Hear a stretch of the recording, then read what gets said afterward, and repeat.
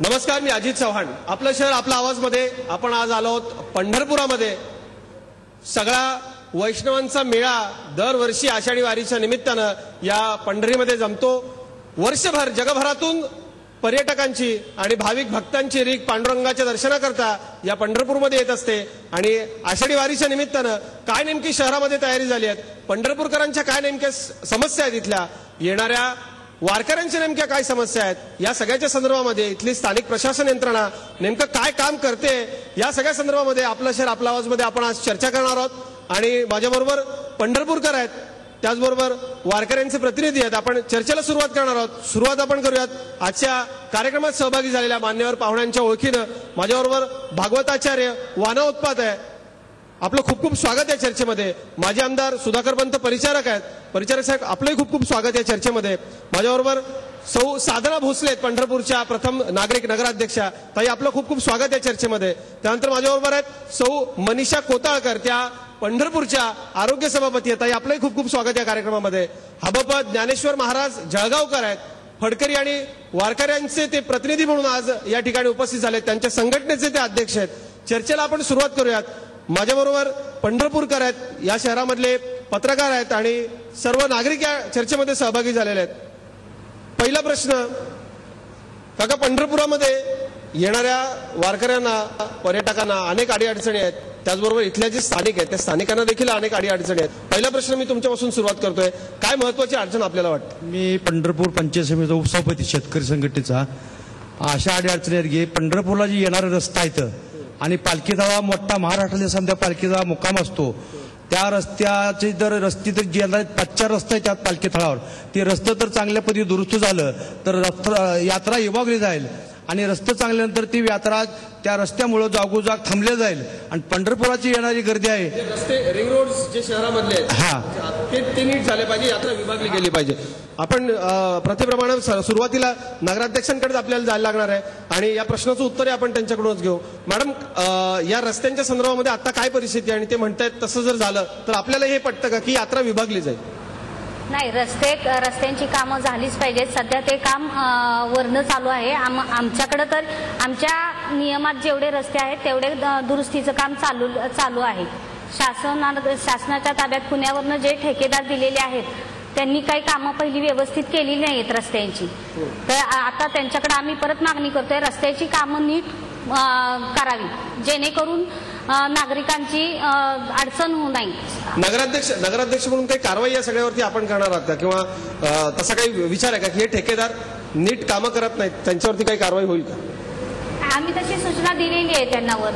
आता कारवाई करायचं न करायचं ते त्यांनी ठरवायचं ना. नगराध्यक्षांचं उत्तर. भागवताचार्य वाना उत्पात, मी आपल्याकडे येतो. आता सध्या या वारीकरता पंढरपूर शहरामधल्या पायाभूत सुविधा सक्षम आहेत का? काय नेमकी परिस्थिती आहे? येणारा जो भाविक आहे, जो पांडुरंगाच्या दर्शनाकरता इथे येणार आहे, त्याला सोयी सुविधा सर्व मिळतील असं तुम्हाला वाटतं का? पंढरपूरच्या नगरपालिकेला येणाऱ्या वारकऱ्याची सुविधा सर्व तऱ्हेनं करणं अशक्य आहे. या ठिकाणी 10 लाख यात्रा जमते. 500 फक्त सफाई कामगार आहेत. म्हणजे एका सफाई कामगारांनी 5000 लोकांचा मैला काढायचा, घाण काढायची, हे शक्य नाही. म्हणून अनेक वेळा मी सरकारला सुचवलं की आजूबाजूच्या नगरपालिकेतून सफाई कामगार पंढरपूरला पाठवा. आता ड्रेनेज झाल्यामुळं पुष्कळसं कमी झालेलं आहे, घाणही कमी झालेली आहे आणि नदीलाही आता कडक कारवाई झाल्यामुळे नदीला शौचाला भ्रष्टाचार आता पुष्कळ कमी झालेला आहे. पण इतक्या लोकांना पुरतील इतके संडास आपण बांधू शकत नाही. तेव्हा नगरपालिकेला भरपूर निधी केला पाहिजे. आणि होतं काय, वारकऱ्याकरता संडास जर बांधले तर एरवी त्याचा काहीच उपयोग नसतो. आजूबाजूचे लोक येतात, त्यात धोंडे टाकतात, दारं मोडतात, पळवून नेतात, त्याच्या संरक्षणाची व्यवस्थाच नाही. तर पंढरपूर नगरपालिकेवर हा जो बोजा पडतो त्यामुळे नगरपालिका अतिशय डबघाईला आलेली आहे. म्हणजे राज्य सरकारने जास्तीत जास्त मदत पंढरपूर नगरपालिकेला केली पाहिजे, पंढरपूरकरांची ही मागणी आहे. आणि आम्ही देखील सतत नेहमी राज्य सरकारच्यावरती या संदर्भासाठी दबाव निर्माण करत असतो. सुधाकरपंत परिचारक, मी आपल्याकडे येतो. काल शहरामध्ये आम्ही फेरफटका मारला, एकूण सगळी परिस्थिती बघितली. खूप मन खिन्न होतं. पांडुरंगाच्या दर्शनाकरता आम्ही जितक्या ओढीनं या पंढरपूरमध्ये येतो आसपासची अव्यवस्था बघितली तर तितकंच जास्त दुःख होतं. एसटी महामंडळाचे आपण माजी अध्यक्ष आहात. इथल्या एसटी स्टँडची दुरावस्था प्रचंड वाईट आहे. तिथली शौचालय बंद आहेत. काय आहे आता वेगळं मी तुम्हाला सांगण्याची गरज नाही, तुम्हाला चांगली परिस्थिती माहिती आहे. काय आहे असं सगळं येणारा सर्वसामान्य एसटीनंच येतो भावी. आता काय आहे, मी काय 4 वर्ष झाली एसटीचा अध्यक्ष नाही. माझ्या काळात मोठं स्टँड बांधलं, तिथं रस्ते केले, एसटीच्या गाड्या उभारायला जागा केली. तिकडं पलीकडच्या बाजूला सरगम टाकी समोर 25 एकर जमीन घेतलेली आहे. तिथे यात्रेकरता स्टॉल उभा करतात आणि गाड्या काही तिकडं काही इकडं अशी व्यवस्था असते. पूर्वीच्या काळामध्ये पंढरपूर शहरामध्ये 3 लाख यात्रेकरू जास्तीत जास्त येत होते. त्यावेळेला पंढरपूरच्या देवळाभोवताची जी गल्ली बोळ वाडे आहे तिथे ती यात्रा थांबत असते. पण आता 10-10 लाख यात्रा येते म्हणल्यानंतर 4-4 किलोमीटर 5-5 किलोमीटर ते मठ घेतले आहेत, तिथे दिंड्या थांबतात. चारी बाजूच्या ठिकाणी जवळ इथं वाखरीपर्यंत तिथं जवळजवळ 4-5 किलोमीटर आहे. तिथपर्यंत यात्रेकरू असतात, सर्व विभागात असतात. पण त्याची स्वच्छतेची सोय किती जरी केली तरी अपुरी पडते. ही अवस्था आहे. इतर शहरामध्ये वेगळा आहे. पंढरपुरामध्ये वर्षाला 1.25 कोटी ते 1.5 कोटी रोजचे दर धरून आणि 4 वाऱ्याचे लोक मिळून इतके लोक येतात. महाराष्ट्र शासनाने सुद्धा तीर्थक्षेत्र विकास अगदी खरंय, संख्या वाढली येणाऱ्या पर्यटकांची, येणारे सगळे भाविक जे आहेत त्यांची. पण आपण काय असं पायाभूत काम केलं होतं एसटीच्या अध्यक्ष असताना पंढरपूर करता तुम्ही काय आणलं होतं, काय असं तुम्ही सांगू शकाल? स्टँडची अवस्था आता खूपच वाईट. अंडरग्राऊंड ड्रेनेज केलं, तीर्थक्षेत्र विकासाच्या नवीन हेड घालून 92 साली इथे शहरामध्ये अंडरग्राऊंड ड्रेनेज जुने पंढरपूर शहर या ठिकाणी झालं. आणि पुढे सुद्धा जवळजवळ त्यांनी सांगितलं सेंट्रल गव्हर्नमेंटनी स्टेट गव्हर्नमेंटनी तुमचं काम आहे, आम्ही काय तुम्ही 25% भरा, पण आम्ही ते केंद्राकडनं राज्याकडनं ह्या तीर्थक्षेत्र विकासाकरता निधी जवळजवळ 35 कोटीचं अंडरग्राऊंड ड्रेनेज आहे. नंतर आपण तेच सांगताय की पैसे जे आहेत ते केंद्र आणि राज्य सरकारने दिले पाहिजे. माझ्याबरोबर काही पत्रकार मित्र आहेत, बाकीची इतर मंडळी आहेत. काय नेमक्या अशा महत्वाच्या सूचना कराव्याशा वाटतात सरकारला आणि पालिकेला? नवीन एसटी स्टँडची जागा अतिशय वाईट आहे. त्या जागेवर सुसज्ज आणि भव्य बसस्थानक व्हायची गरज आहे. आता या यात्रेमध्ये मागच्या यात्रेमध्ये प्रवाशांचे एवढे हाल होतात. मध्ये एक जिल्हा पोलीस प्रमुख आले, त्यांनी सांगितलं की 4 बाजूला 4 बसस्थानक करा. कोल्हापूरकडनं गाड्या येणाऱ्या एका बाजूला, मराठवाड्यातनं येणाऱ्या नदी पलीकडं, पुणे विभाग सगळा एका बाजूला आणि कर्नाटक एका बाजूला. यामुळे झालं काय, प्रत्येक प्रवाशाला 5-5 किलोमीटर पायी चालायला लागलं. रिक्षावाल्यांनी प्रचंड लूट केली आणि अतोनात हाल झाले.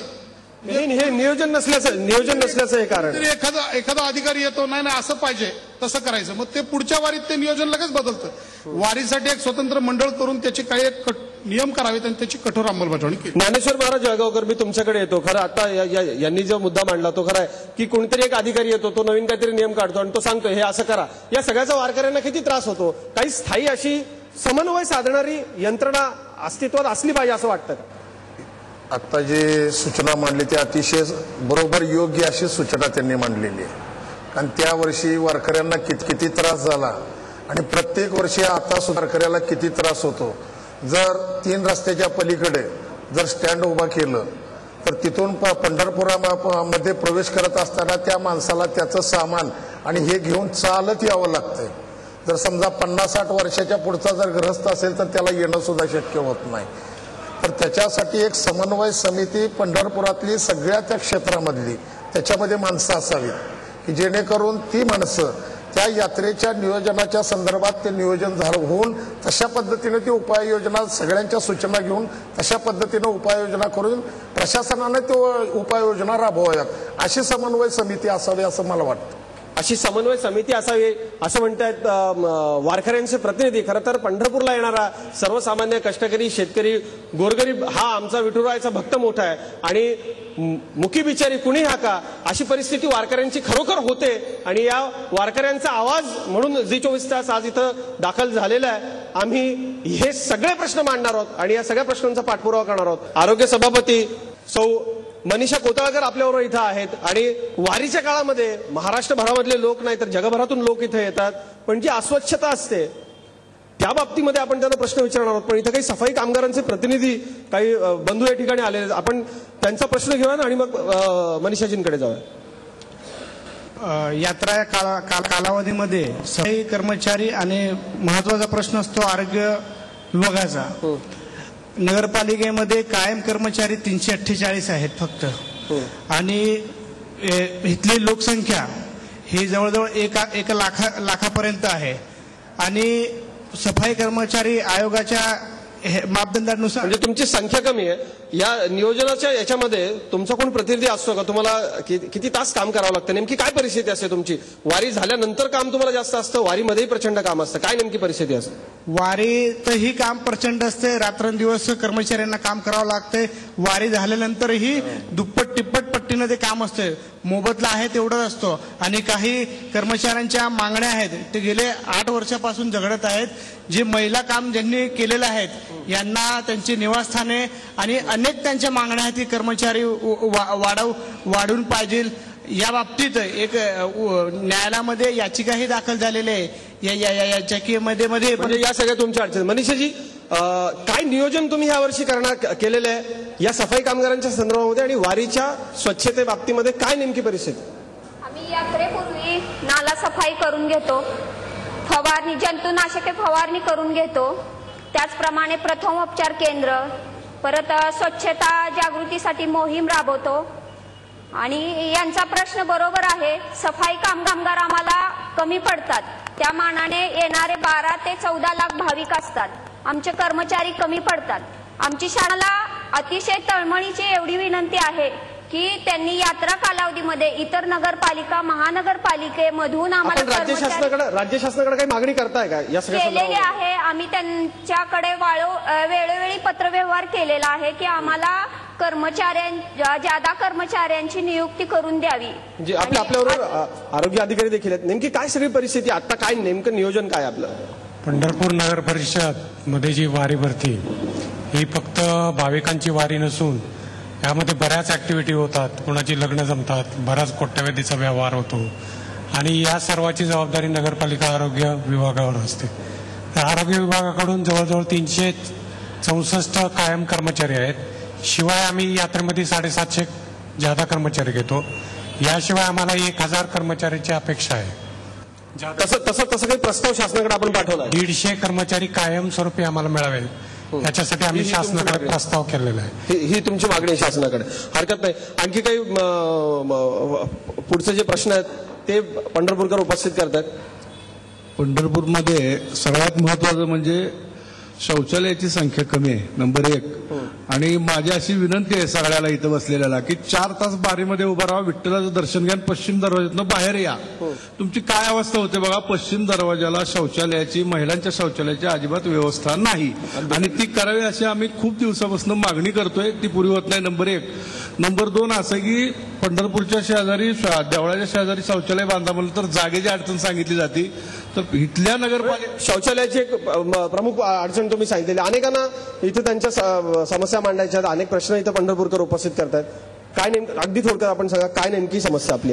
नाही, खरं तर वारी 1 महिन्यावर आलेली असताना सुद्धा कुठंही नगरपालिका असेल आणि शासन असेल या सगळ्यांच्या माध्यमातून या वारीची तयारी होण्याचे जे चित्र स्पष्ट दिसायला पाहिजे, खरं तर असं होताना दिसत नाही. वारीच्या अगोदर काही 4 दिवस सगळे रस्ते दुरुस्त करणे, त्याच्यावर खडी टाकणे, त्याच्यावर पाणी मारणे, मलमपट्टी, घाईघाईची मलमपट्टी, ज्यातून वारकऱ्यांना सुख आणि समाधान मिळण्यापेक्षा त्यातून त्रासच जास्त होतो. आणि अगदी खरं आहे तसं शहरामधल्या अनेक रस्त्यांची परिस्थिती फार भयंकर वाईट होते. मुख्य म्हणजे जी 10 लाखाची यात्रा आहे त्याच्यावर नियंत्रण कसं ठेवावं म्हणून हायकोर्टाने शासनाला विचारलं. त्यावर मी एक आराखडा दिला. एकच उपाय, हत्ती दरवाजातून 40 फुटाचा जो आता मुखदर्शनाची योजना आहे ती 15 फुटावर जर आणली तर लाखाच्या वर भाविक मुखदर्शन करून घरी जाऊ शकतात व आरोग्य विभागावर जो ताण पडतो तो कमी होईल. कुठेही पाडापाडीचा नाही. ह्याच्याबद्दल वारकरी संघटनेने विचार करावा आणि आमदारांनी हे मुखदर्शनाबाबत संमती दर्शविलेली आहे. खरं तर इथले जे सगळे लोकप्रतिनिधी आहेत सगळ्या लोकप्रतिनिधींना आम्ही या कार्यक्रमाकरता बोलवलं होतं, पण आमदार बाकीची इतर सगळी मंडळी ही या कार्यक्रमाला आलेली नाही. हे मला आज आवर्जून सांगावंसं वाटतंय. नगराध्यक्ष, मी आपल्याकडे येतो. ज्या आत्ता शहरामध्ये एकूण जी सगळी परिस्थिती आहे की वरची मलमपट्टी ठोस असं नियोजन नगरपालिकेचं दिसत नाही असं जे म्हणतात ते खरं आहे? नाही, आमच्या जेवढं एकूण अनुदान आम्हाला मिळतंय त्या अनुदानामध्ये आमची कामं अपुरी होत आहेत. आम्हाला अनुदान वाढवून पाहिजे आणि अनुदान वाढवून मिळालं तरच आम्ही काहीतरी करू शकू, चांगल्या कायमस्वरूपी उपाययोजना करू शकू. जी तुमच्याकडे जी कामं तुमच्या निधीतून होत आहेत ती रस्त्याची असतील बाकी इतर जी असतील, जो जितका तुमचा निधी आहे जी इथल्या मूळ राहणाऱ्या पंढरपूरकरांकरता ती नीट होत आहेत असं म्हणू शकता तुम्ही? तसा विश्वास आहे तुम्हाला? आहे. वनोत्पाद, आम्ही आपल्याकडे येतो. नेमकी काय परिस्थिती आहे जे ज्या सुविधा पंढरपूरकर इथले जे स्थानिक आहेत निधीच्या प्रमाणामध्ये त्यांना दिल्या जातात, कामं नीट होतात, त्यात भ्रष्टाचार नाहीये, रस्ते चांगले आहेत, पाणी वेळेवरती येतं, पथदिव्यांची परिस्थिती चांगली आहे असं म्हणता येईल का? नाही, परिस्थिती चांगली आहे असं म्हणता येणार नाही. कारण मी सांगितलं की नगरपालिकेच्या आवाक्याच्या बाहेर ही गोष्ट आहे. गावामध्ये इतका त्रास होतो की गावातली 1/4 लोकसंख्या परगावी निघून जाते घाणीला कंटाळून. अगदी खरं. मग काय केलं पाहिजे? गावाला त्या घाणीपासून मुक्त करण्याकरता नदीच्या पलीकडे जुळं पंढरपूर बसवलं पाहिजे.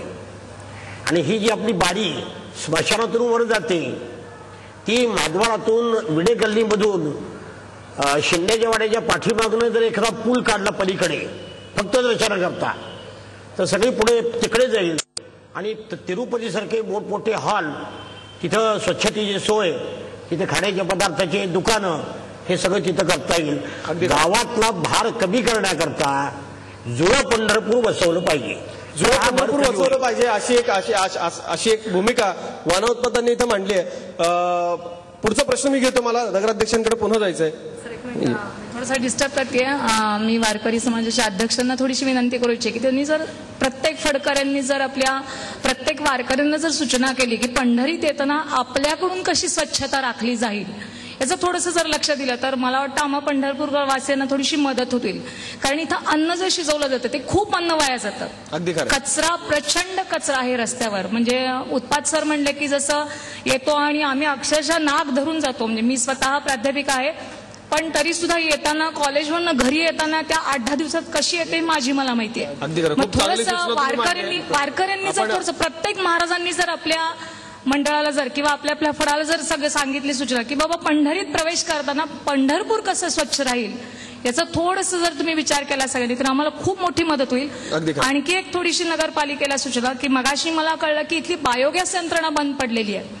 ती जर बायोगॅस यंत्रणा चालू करून जर तुम्ही प्रचंड थोडंसं प्रमाण वाढवलं त्याचं एन्व्हायरमेंट कसं केली त्यांनी तर तुम्ही ओला कचरा आणि सुका कचरा जर जे कुंड जे ठेवलेले आहेत ते जर 2 सॉर्टिंग करून जर ठेवले तुम्ही ओला कचरा आणि सुका कचरा तर मला वाटतं थोडीफार तरी स्वच्छता वाढेल या वारीमध्ये असं वाटतं मला. ही खूप चांगली सूचना आहे. खरं तर जळगावकर महाराज वारकरी हे अत्यंत शिस्तप्रिय म्हणून ओळखले जातात. म्हणजे दरवर्षी आम्हाला पोलीसही सांगतात की आणि आतापर्यंतचा इतिहास आहे वारीचा की शिस्तीनं वारी पार पडते. या शिस्तप्रिय समाजामध्ये असं आपण आवाहन का नाही करत की थोडंसं आपण याकडे लक्ष देऊ? कारण आज आम्ही चंद्रभागेच्या पात्रामध्ये होतो, अन्न प्रचंड फेकलेलं होतं तिथे, बघून खूप दुःख होतं. थोडीशी स्वयंशिस्त बाळगायला पाहिजे असं आवाहन आपण कराल? वारकरी हा स्वयंशिस्तीचाच आहे. अगदी अगदी या शंकाच नाही. कारण त्याच्याबाबत काही दुमत नाही. परंतु वारकऱ्यांनी पहिल्यांदा स्वच्छतेचं महत्व सध्या ओळखलेलं आहे. त्या अनुषंगाने आमच्या कारवाई चालू आहेत. आम्ही प्रत्येकाला तशा सूचना दिलेल्या आहेत. उद्याच्या ज्ञानेश्वर महाराज पालखी सोहळ्यामध्ये पालखी तळ कशा दृष्टीनं स्वच्छ राहील त्या दृष्टीनं आम्ही एक योजना केलेली आहे की जेणेकरून आम्ही त्या प्लास्टिक पिशव्या प्रत्येक दिंडी प्रमुखाला देणार आहोत की आळंदीपासून पंढरपुरातून माघारी जाईपर्यंत त्याने जो काही आपला कचरा असेल तो कचरा त्याच्यामध्ये टाकावा. मग ते काही खरकटा असेल काही असेल परंतु काही वेळेस अशी परिस्थिती निर्माण होती की त्या नगरपालिकेकडून अशी काही घाण आणून त्या कुंडावर टाकली जाते की 2-2 दिवस ती उचलल्या जात नाही. असं घडतं, असंही घडतंय. आणि नुसत्या काही एकट्या वारकऱ्यांचाच कचरा आहे अशातलाही भाग नाही. आणि या ठिकाणी येणारा जे दुकान स्टॉल आहेत त्यांचाही भयानक कचरा असतो. हाही महत्वाचा मुद्दा. आपण लगेच नगराध्यक्षांना तसं विचारूया. नगराध्यक्ष, जर असं काही घडत असेल तर ते आपण थांबवाल का, त्याच्यावरती कारवाई कराल का यावर्षी? अवश्य करणार. आणि वारीमध्ये 2 वेळेला कचरा उचलण्याचं सोय केलेली आहे. जिथं जिथं कचरा जास्त प्रमाणात साठलेला असेल तिथं तिथं आमचे गाड्या जातात आणि कचरा गोळा करतात. तर हा विषय गंभीर आहे. पालिका दंडात्मक कारवाई या सगळ्या संदर्भात जास्तीत जास्त करणार का? दंडाची रक्कम वाढवणार आहे का? किंवा कठोरात कठोर काय कारवाई तुम्हाला करता येईल या संदर्भामध्ये? काय विचार केलाय तुम्ही? त्याच्यासाठी दंड जास्त प्रमाणात आकारावा. म्हणजे जसं आता महाराज म्हणतायत तशी अडचण यावर्षी उद्भवणार नाही याची तुम्ही स्वतः काळजी घ्या. अगदी. एक छोटासा ब्रेक आपल्याला घ्यायचा आहे. बायोगॅसच्या संदर्भामध्ये आता इथं सांगण्यात आलं आणि अधिकारी वारीच्या काळामध्ये त्यांचे फोन लागत नाही आणि डॉक्टर्स या काळामध्ये पंढरपुरातले बाहेर असतात. आपल्याला डॉक्टरांनाही आवाहन करायचंय की कृपया वारीच्या काळामध्ये नंतरच्या काळातही डॉक्टरांच्या संघटनांनी काहीतरी थोडंसं सहकार्य करावं. डॉक्टर्सच्या संदर्भामध्ये आपण ब्रेकला जाण्यापूर्वी चर्चा करत होतो. IMAचे अध्यक्ष आपल्याबरोबर आहेत. काय नेमकी आता डॉक्टरांच्या इथे अडचणी काय आहेत आणि वारीच्या काळामध्ये डॉक्टर सुट्टीवरती असतात, त्याचा थोडासा काही विचार डॉक्टरच्या संघटना करतील का? आता नुकतंच आपल्या उत्पन्न महाराजांनी जे सांगितलं की इथे एवढी अस्वच्छता होते आणि इथले पब्लिक बाहेर जातं, त्यामध्ये सुद्धा डॉक्टरांचा भाग होता पूर्वीपर्यंत. पण मागील 3 वर्षापासून जसं जिल्हा प्रशासनाने आव्हान केलं त्या आव्हानाप्रमाणे अत्यावश्यक सेवेमध्ये जिथं फिजिशियन, परत भूलतज्ञ, सर्जन, गायनेकोलॉजिस्ट जिथे जिथे ज्या ICU आहेत, आज पंढरपूर सारख्या ठिकाणी 5 ते 6 अतिदक्षता विभाग कार्यरत आहेत. तर अशा ठिकाणी हे सर्वजण कार्यरत असतात आणि करत आलेले आहेत. या काळात पण आपल्या डॉक्टर राहणार. कारण नुकतंच आम्हाला जिल्हा प्रशासनाने जे सर्क्युलर दिलेलं आहे की डॉक्टरांना आवाहन केले की उच्च न्यायालयाने जे आदेश दिलेले आहेत की त्या आदेशाप्रमाणे डॉक्टरांनी आपण तसं कराल आणि हे सगळे डॉक्टर्स थांबतील पंढरपुरामध्ये असं मला पुढचं अजून बोलायचं आहे. हे झालं आमच्या वैद्यकीय व्यवसाया बाबतीच्या बाबतीत जे काही विषय आहेत त्याच्याबद्दल. पण मला थोडंसं पुढे जाऊन म्हणायचं आहे की गेले 3 वर्ष माजी वैद्यकीय अधीक्षक म्हणून जेव्हा मी उपजिल्हा रुग्णालयातून काम करत होतो आणि अशा पद्धतीच्या आषाढी एकादशी यात्रानिमित्त जे काय बैठका झालेल्या आहेत, आढावा बैठक झालेल्या आहे आणि त्या प्रत्येक आढावा बैठकीमध्ये माननीय पालकमंत्री महोदय यांच्यासमोर ज्या ज्या विषयाचं आतापर्यंत मांडणी केली गेलेली आहे ही आतापर्यंत माझ्या असं लक्षात आली की तात्पुरत्या स्वरूपात आहे. आज पश्चिम महाराष्ट्राची दक्षिण काशी समजली जाणारे तर पंढरपूर तीर्थक्षेत्र आपत्कालीन व्यवस्थापन कायद्याअंतर्गत आपण लागू करता आणि दळणवळणासाठी साधे व्यवस्थित रस्ते देऊ शकत नाही. नागरिकांना इथं आल्यानंतर वारकऱ्यांची राहण्याची सोय करू शकत नाही. त्यांना व्यवस्थित तुम्ही अन्न पाणी मूलभूत सुविधांच्या बाबतीत येत नाही. ठोस उपाययोजना होत नाही. मला ह्या पुढे जाऊन जर आपण हा इतका चांगला उपक्रम राबवत असाल तर या उपक्रमाचा इफेक्ट म्हणून जसं माननीय पंतप्रधान महोदयांनी नरेंद्र मोदी साहेबांनी जसं 100 स्मार्ट सिटी डिक्लेअर केलेला आहे, पंढरपूर तीर्थक्षेत्र हा पांडुरंग कुठल्या पक्षाचा नाही, कुठल्या सरकारचा नाही, हे लक्षात घ्या. पांडुरंगाला फक्त त्याचा भाविक दिसतो. आता मगाशी आमच्या अगदी करायचं माझ्याकडे थोडासा वेळ माझ्याकडे थोडासा कमी, मला माफ करा, मला सगळ्यांना जितका वेळ द्यावा लागेल. एक आणखी खूप महत्वाचा प्रश्न आहे तो आपण घेऊयात. तुम्ही चांगले बोललात पण वेळ आपल्याकडे कमी असतो, प्रत्येकाला मला इतका वेळ देता येणार नाही. थेट आणि थोडक्यात प्रश्न म्हणजे सगळ्यात महत्वाचा प्रश्न आहे तो विठ्ठल रुक्मिणी मंदिराच्या सुरक्षिततेचा. तर असं असताना विठ्ठल रुक्मिणी मंदिर हे अतिरेक्यांच्या हिटलिस्टवर असताना मंदिराचे व्यवस्थापक श्री विभूते हे मेहरबान कोर्टात शपथपत्र सादर करतात की जे CCTV कॅमेरे बसवले आहेत त्यांना मेमरी कार्ड नाही, बॅटरी बॅकअपची व्यवस्था नाही. तर असं असताना मग ते CCTV बसवले त्याचा उपयोग काय? ही फार खरं तर ही गंभीर बाब आहे.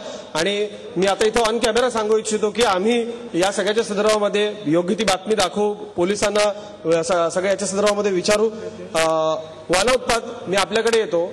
आत्ता जे सगळं इथं पंढरपूरकर बोलतायत सातत्यानं एक गोष्ट आहे की मुख्यमंत्री असतात आषाढीच्या दिवशी इथे, ते गेल्यानंतर दैना असते असं सगळं त्यांनी सांगितलं. आता CCTV मध्ये मेमरी कार्ड नाही, त्याचा बॅकअप ठेवला जात नाही. म्हणजे हे सगळं कशासाठी आहे? मंदिर समिती थेट या सगळ्यामध्ये कुठं असते का? आणि किती गरज आहे समस्त पंढरपूरकरांनी आणि सगळ्यांनी आपण एकत्र येऊन सरकारवरती दबाव टाकण्याचा. तो बरोबर आहे, त्यांनी मांडलेला मुद्दा बरोबर आहे. नगरपालिका, सरकार आणि मंदिर समिती या सर्वांनी मिळून वारीची व्यवस्था केली तर आर्थिक प्रश्न पुष्कळसा सुटेल.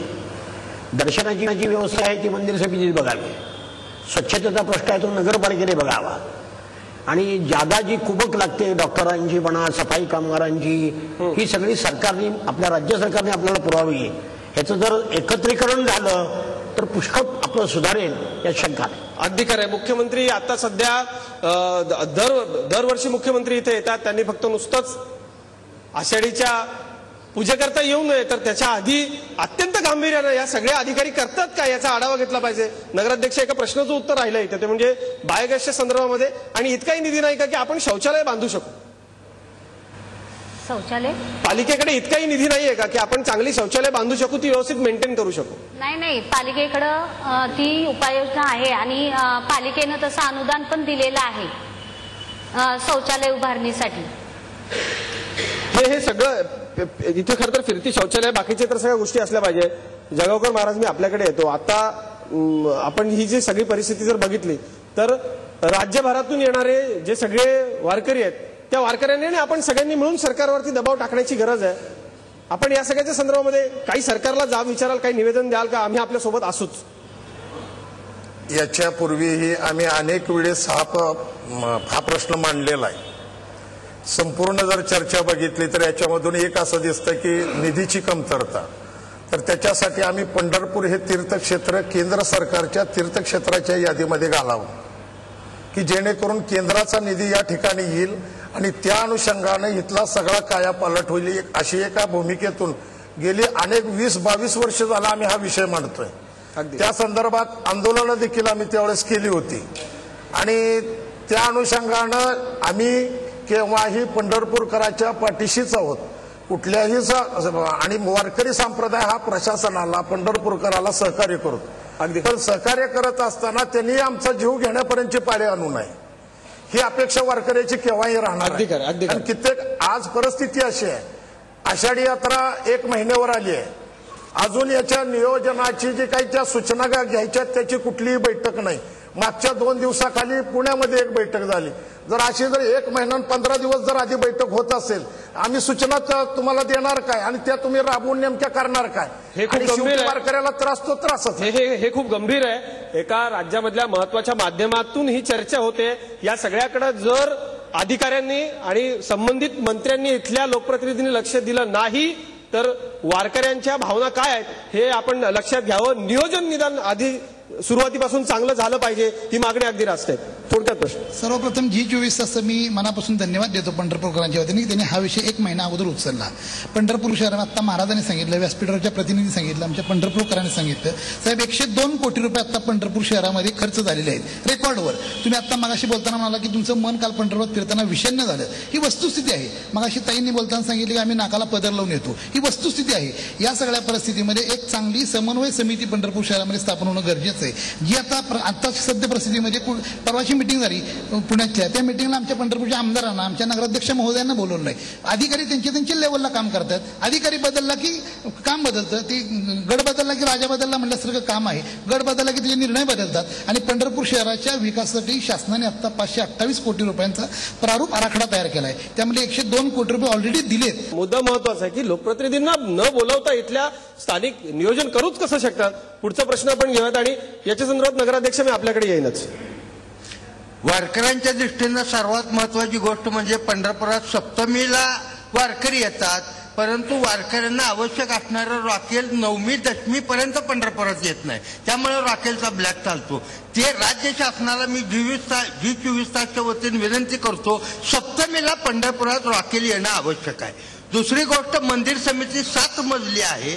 प्रत्येक मजल्यावर जर एक टेलिफोन ठेवला आणि त्या मजल्यावर ज्या भाविकांना त्रास होईल त्या फोनच्या माध्यमातून हेड ऑफिसला कळवून मेडिकल जर लवकर मिळाली तर त्या दृष्टीनं वारकऱ्यांचे प्राण वाचतील. हा मुद्दा खूप दुसरी गोष्ट म्हणून मी एवढंच म्हणतो, वारकऱ्यांचा आवाज घुमविला महाराष्ट्राच्या कानोकानी झी 24 तासचे करेल स्मरण राज्यातील वारकरी ध्यानी म्हणी. धन्यवाद. पण हा जो मुद्दा यांनी उपस्थित केलाय तो खूप गंभीर आणि अनेक जीव वाचवणारा ठरणार आहे तो मुद्दा. पुढचा प्रश्न अगदी थोडक्यात.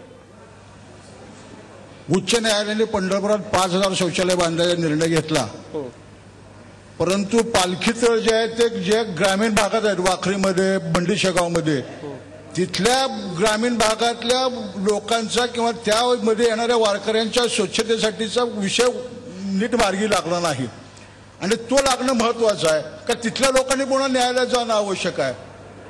त्यामुळे याच्यासाठी एक संयुक्तिक विचार करून मोबाईल टॉयलेट व्हॅनचा जर उपयोग केला तर इथं 5,000 शौचालय बांधून त्यासाठी 2.5 लाख स्क्वेअर फूट जागा वाया जाणार आणि ती इतर वेळेला तिचा वापर होणार नाही. म्हणजे मोबाईल टॉयलेट्स व्हावेत असं तुम्हाला? कारण आळंदीवरून आणि दीववरून ज्या पालखी येतात त्यांच्यावरून त्या मोबाईल टॉयलेटवर येतील, इकडे मुक्ताईनगर येतील, शेगावरून येतील, त्या गोष्टी होऊ शकतील. दुसरा एक प्रश्न हिने जो मांडला की जो पालखी मार्गाच्या संदर्भातला, तर त्यासाठी नगराध्यक्षाच्या कक्षेबाहेरचा तो विषय आहे. परंतु नितीन गडकरींनी आळंदी ते पंढरपूर आणि देहू ते पंढरपूर हे दोन्ही पालखी मार्ग राष्ट्रीय मार्ग महामार्ग म्हणून घोषित केलेत आणि त्याच्या ह्याच्यावर 8,000 कोटी रुपये आगामी काळात खर्च होऊन 4 पदरी सिमेंट कॉन्क्रीटचे पालखी मार्ग करण्याचं नियोजन हे आगामी काळात झालेलं आहे. त्याची घोषणा पण झाली, त्या कामाला पण ते लवकरात लवकर व्हावं अशी अपेक्षा आपण करूया. मला एक ब्रेक घ्यायचा पण भेटला ताई. थोडक्यात जो प्रदक्षिणा रोड आहे आणि मंदिराभोवतीचा जो रोड आहे तो स्वच्छ झाला पाहिजे, कारण वारकरी भाविक लोक बिगर चप्पल घालून तुमच्या पूर्ण वारीत न येतात आणि मंदिराबाहेर त्यांना खडे टोचतात. ऊन पाऊस हा कुठलीही सोय केलेली नसते आणि उन्हाळ्यात थोडासा पांढरा कलर दिला तर या खरं तर अगदी छोट्या या सगळ्या सूचना आहे. इथली मंदिर समिती आणि विशेषतः या कार्यक्रमानंतर आम्ही थांबणार नाही आहोत, तर सतत राज्य सरकारवरती या सगळ्याच्या संदर्भामध्ये आम्ही दबाव आणणार आहोतच. माननीय पंतप्रधानांनी गंगेचं पवित्र राखण्याचं जसं काम केलं तसं माननीय मुख्यमंत्री साहेबांनी महाराष्ट्र दक्षिण काशीतली ही गंगाच आहे चंद्रभागा, या चंद्रभागेचं पवित्र राखण्यासाठी माननीय मुख्यमंत्री साहेबांनी राज्य सरकार केंद्र सरकारचा निधी ह्या चंद्रभागा पंढरपूरसाठी मिळाला पाहिजे. नदीपात्राकरता मुख्यमंत्र्यांना तुम्ही आवाहन करताय की नदीपात्र स्वच्छ करावं, याच्यासाठी ते मुख्यमंत्र्यांना आवाहन करतायत. त्यांचा त्याच संदर्भातला प्रश्न मी येतो. महाराज, ही जी स्वच्छता आहे ही खरं तर म्हणजे हा धार्मिक प्रश्नही आहे आणि आरोग्याचाही तितकाच मोठा प्रश्न आहे. मी पहिल्यांदा पंढरपूरकरांची माफी मागतो की वारकऱ्यामुळे पंढरपूरकरांना त्रास होतोय, अशा अनेक समस्या अनेकांनी मांडल्या. दुर्दैवाने पंढरपुरातली सगळी डॉक्टर लोक हे बाहेर गावाला जाऊन राहत होते. शेवटी नाविलाजाने कलेक्टरला मीटिंग घेऊन त्यांना तसे आदेश द्यावा लागले. आम्ही जसे जबाबदार आहेत तसे आपणही जबाबदार आहात, हेही थोडं आपल्याला सगळ्यांना थोडी ही गोष्ट लक्षात घेणं गरजेचं आहे. आणि सगळ्यात महत्वाची गोष्ट आहे, खेडोपाड्यात महाराष्ट्रात हजारो गावं हागणदारी मुक्त झालेत, परंतु आज चंद्रभागा सुद्धा हागणदारी मुक्त झाले. आज चंद्रभागेचं स्वरूप जर काठाला बघितलं तर पूर्ण हागणदारी सारखं स्वरूप आलेलं आहे. तर या संदर्भात कोर्टाने जे आदेश दिले, तिथं भजन करायचं नाही, तिथं तंबू लावायचे नाही, मग ह्यातून नेमकं कोर्टाला काय भजन कीर्तन बंद करायचे होते का चंद्रभागा स्वच्छता एवढा मुद्दा होता?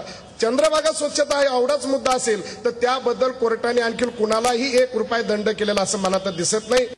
अत्यंत गंभीर गोष्ट आहे. तर याकरता कोर्टाने अत्यंत त्याकरता कठोर कारवाई करून किंवा स्वतंत्र आता त्यांनी सांगितलंच आहे, मुख्यमंत्र्यांनी त्यांनी आवाहन केलंय आणि राज्य सरकारला आम्ही सांगतो अजूनही नियोजन म्हणजे वेळ आहे, महिनाभर वेळ आहे, 15 दिवस आधी बैठका घेऊन हे नियोजन होत नाही. मुख्यमंत्र्यांनी आणि संबंधित विभागाने याकडे गांभीर्याने लक्ष देणं गरजेचं आहे. आपण इथं आला पहिल्यांदा झी 24चा आभार मानतो, कारण का हा सगळ्याच्या जीवनाशी निगडीत प्रश्न आहे वारकऱ्याचा, पंढरपुरारांचा. असं माझं एकच म्हणणं आहे की नाशिकला कुंभमेळा 14 वर्षातनं 12 वर्षातनं एकदा भरतो, पण तो पंढरपुरात दरवर्षी भरतो. त्या दृष्टीनं शासनाने एक कमिटी नेमून ठोस उपाययोजना करून आरोग्य, विद्युत पुरवठा, इतर ज्या सगळ्या जे खाती आहेत संबंधित 24 शासनाची, त्याच्यासाठी एक महामंडळ कायमस्वरूपी स्थापन करून ह्या अगदी खरं म्हणजे कुंभमेळ्याला स्पेशल मंत्री दिला जातो. इथे इतक्या मोठ्या संख्येनं वारकरी वैष्णव येतात, त्यांच्यासाठी वेगळं काय? नगराध्यक्ष, मी आपल्यापासून सुरुवात करतो. मगाशी त्या प्रश्नाचं उत्तर राहिलंय, बायोगॅस प्रकल्पाचं नेमकं काय? आणि इतकी कोट्यवधीची कामं झालेली आहे, ती कामं सगळी अगदी चांगली आहेत का? 100% ती सगळी कामं चांगली आहेत का, याच्यावरती पंढरपूरकर प्रश्नचिन्ह उपस्थित करतात. त्याचं उत्तर आपण दिलं पाहिजे. नक्कीच आम्ही तर कामं चांगली होण्याचा प्रयत्नात आहोत आणि इथून पुढेही त्याच प्रयत्नात, म्हणजे आपल्या पंढरपुराकडे कुणी गहाण म्हणून नाही किंवा हलक्या दर्जाची कामं केलीत असंही म्हणू नये, म्हणून आम्ही प्रत्येक ठेकेदाराला सुद्धा तशा सूचना दिलेल्या आहेत की ज्यानं त्यांना आपलं काम जबाबदारीनं करावं आणि प्रामाणिकपणानं करावं. नाही, सूचना देऊन फारसं काही होईल असं वाटत नाही, पण या सगळ्या संदर्भामध्ये कडक कारवाई करणं अपेक्षित आहे. अगदी थोडक्यात प्रश्न, माझ्याकडे वेळ कमी आहे. आता जे निधी मंजूर झाला होता तुकाराम महाराज चतुर्थ जन्मशताब्दी निमित्त 400 कोटीचा निधी मंजूर झाला होता मागच्या शासनाकडून. त्यातले 100-150 कोटी खर्च झालेत, परंतु त्याच्यामध्ये वारकरी संप्रदायाचा प्रतिनिधी नसल्यामुळे, लोकल प्रतिनिधी नसल्यामुळे ते जे कामं चालली आहेत ती जिथं चंद्रभागा स्वच्छ व्हावी असं सगळ्यांचं म्हणणं आहे, पण चंद्रभागाच्या शेजारी शौचालय आणि याची सोय पाहिजेत होती, ती लांब गावाच्या बाहेर केलेली. अगदी म्हणजे हे नियोजन नाहीये, हे अगदी खरं आहे. सर, पंढरपूर शहराच्या विकासासाठी शासनाकडून कोट्यावधी रुपयाचा निधी येतो, पण कामं वेळेवर होत नसल्यामुळे त्या कामाची किंमत वाढते व निधी वाया जातो. अगदी खरं. म्हणजे ही जी सगळी गंभीर परिस्थिती जी आहे, या सगळ्याला जबाबदार नेमकं कोण आहे, नगराध्यक्षांना आपण हे विचारणार आहोत. ज्या वेळेला आषाढीच्या वेळेला या ठिकाणी 15 ते 16 लाख समाज या ठिकाणी येतो आणि नगरपालिका मात्र सकाळी फक्त 1.5 तासच पाणी या ठिकाणी सोडते, तर या जो दशमी, एकादशी आणि द्वादशीच्या या 3 दिवसाच्या कालावधीमध्ये नगरपालिकेनं 2 वेळेला पाणी या ठिकाणी पंढरपूर शहरामध्ये सोडावं. आणि दुसरी गोष्ट अशी आहे की पुणे जिल्ह्यामध्ये वारकरी संप्रदायाच्या सर्व असणाऱ्या काही लोकांना त्या ठिकाणी अनुदानित असणारे सिलेंडर दिले आणि सोलापूर जिल्ह्यासाठी मात्र या ठिकाणी जे काही असणारे जे काही फडकरी वारकरी आहेत त्यांना मात्र अनुदानित सिलेंडर दिले गेले नाहीत. आणि तिसरी गोष्ट अशी की पंढरपूरमध्ये वारीच्या दृष्टिकोनातून येणारे जे काही वाहन आहेत वारकऱ्याचे आळंदीहून, त्यांना या ठिकाणी नवीन असणारे पोलीस बाहेरचे आलेले असतात आणि ते पंढरपूरमध्ये सामान या ठिकाणी वाहनं खाली करून बाहेर जाण्याकरता तयार असतात, पण आताच त्या वाहनाला येऊ दिलं जात नाही. याची या ठिकाणी अगदी या सगळ्या सूचना ज्या आपण मांडलेल्या आहेत त्या सगळ्यांचा योग्य पद्धतीनं योग्य त्या विभागापर्यंत पोहोचवण्याचा आमचा प्रयत्न राहीलच. थोडक्यात माझं नगरपालिकेला एवढंच सांगणं आहे की सगळ्यात महत्वाचा प्रश्न आहे शौचालयाचा.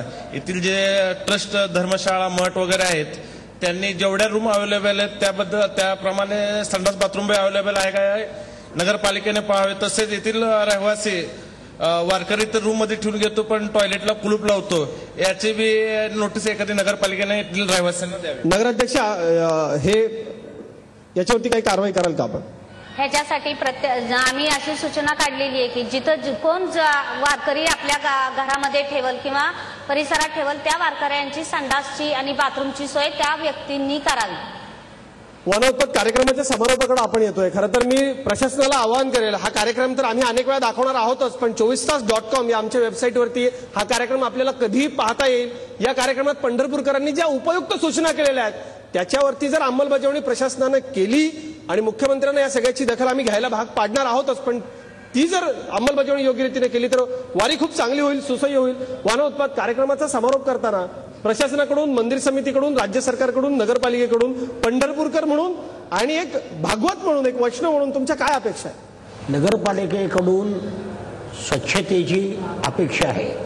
शासनाने नगरपालिकेला भरपूर निधी द्यावा आणि सरकारी नोकरांनी, विशेषतः डॉक्टर म्हणा, इंजिनियर म्हणा, त्या काळामध्ये पंढरपुरामध्ये उपस्थित राहून सहकार्य करावं. एक मुद्दा थोडासा कोणीच मांडला नाही, ही जबाबदारी केवळ मंदिर समिती आणि सरकार यांचीच आहे असं नाही. अगदी खरं. ही जबाबदारी जनतेची, वारकऱ्याची सुद्धा आहे. त्या वारकऱ्याने आणि जनतेनं 10,000 लोकांचं स्वयंसेवक दल तयार करावं. मंदिर सफाई करण्याकरता स्वतंत्र सेवा दलाचे लोक येतात, ते स्वतंत्र जे आहेत, तसं एक स्वयंसेवक दल पंढरपूर हातामध्ये खराटा घेऊन झाडणारी माणसं जर स्वयंस्फूर्तीनं आली तर नगरपालिकेला आणि सगळ्याला मदत होईल. ही आमच्या जनतेची जबाबदारी जनतेने पार पाडावी. अगदी खरं आहे. जिथून जिथून वारी जाते तिथे आम्ही आमच्या वारकरी बंधूंचे पाय चेपतो, त्यांना केळी देतो, चिक्की देतो. आमच्याकडून जी जी सेवा घडेल वारकऱ्याची ते पुण्य असं आपण मानतो. तर इथेही येऊन लोकांनी ही सेवा करणं गरजेचं आहे. हा खूप स्वागतार्ह मुद्दा आहे. पण तो तुम्हाला असं वाटतं का की राजकीय पक्षाचे कार्यकर्ते मग ते जिल्ह्यातले असतील किंवा इकडचे सगळे असतील त्यांनी देखील या सगळ्यामध्ये पुढाकार घेतला पाहिजे असं वाटत नाही का आपल्याला? म्हणजे या सगळ्यात एक महत्वाची गोष्ट की राजकीय इच्छाशक्ती इथल्या लोकप्रतिनिधींची कमी पडते का? नियोजनाच्या बैठकीला त्यांना बोलवलं जात नाही म्हणजे काय? तो आता सरकारचा प्रश्न आहे, त्याच्यात आता मी कसं उत्तर देणार?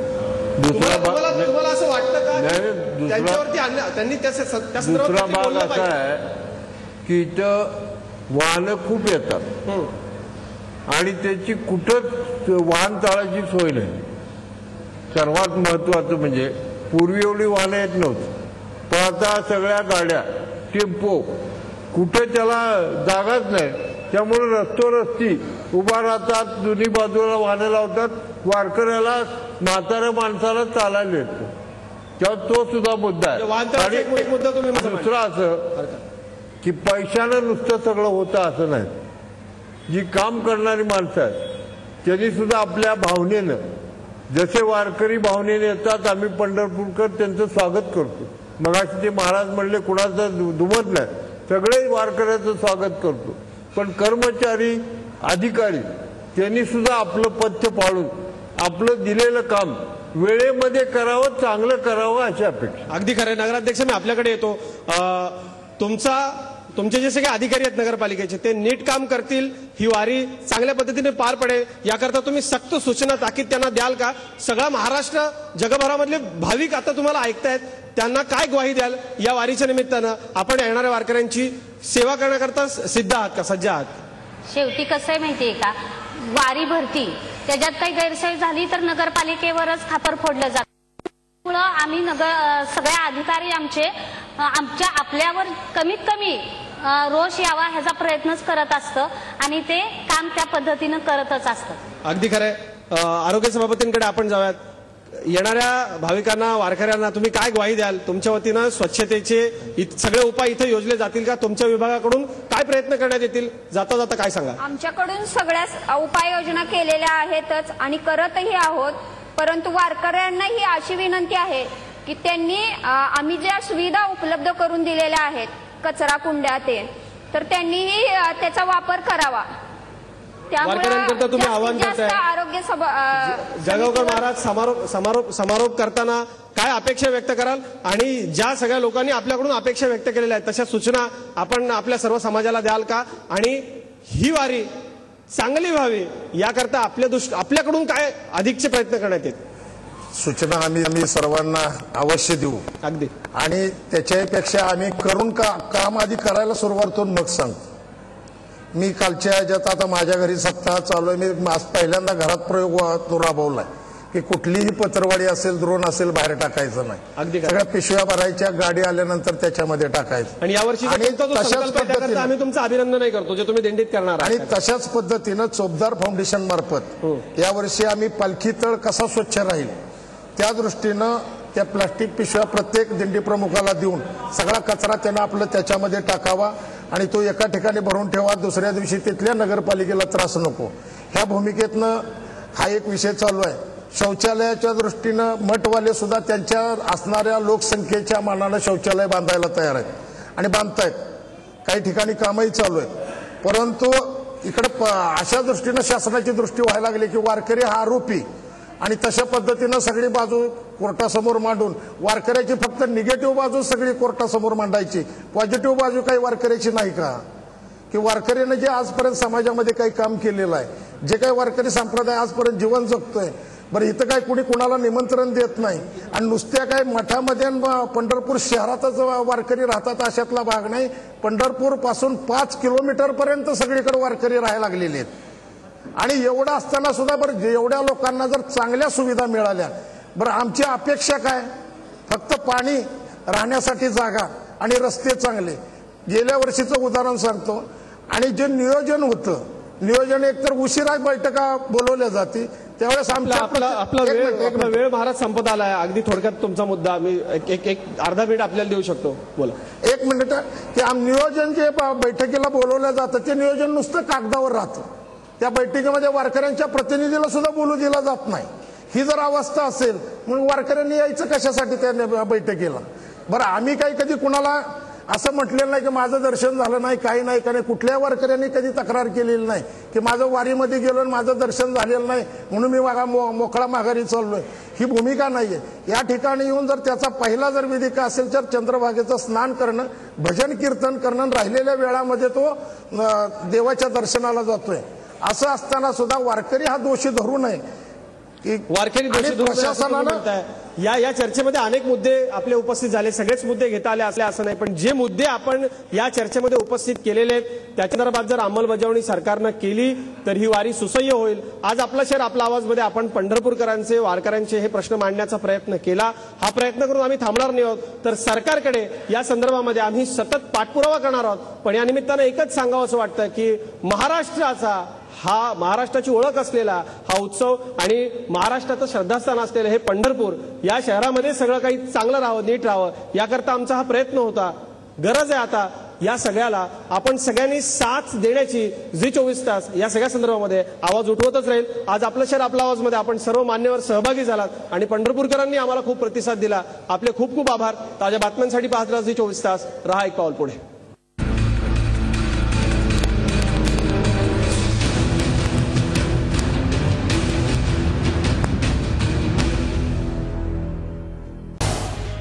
झी 24 तास रहा एक पाऊल पुढे.